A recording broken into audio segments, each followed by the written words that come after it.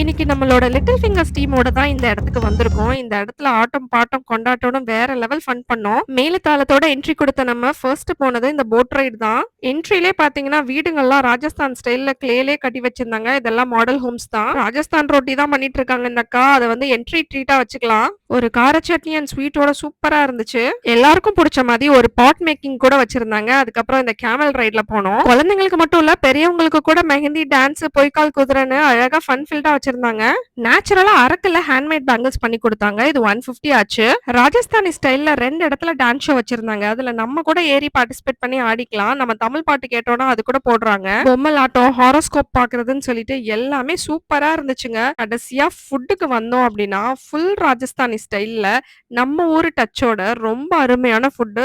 பக்கா குவாலிட்டில இருந்தது. இந்த இடத்தோட பேரு ராயல் சித்ரன். இது சென்னையில தான் இருக்கு. ஒருத்தருக்கு 600 ஆச்சு. டீமோட வந்தா ரொம்ப சூப்பரான இடம்.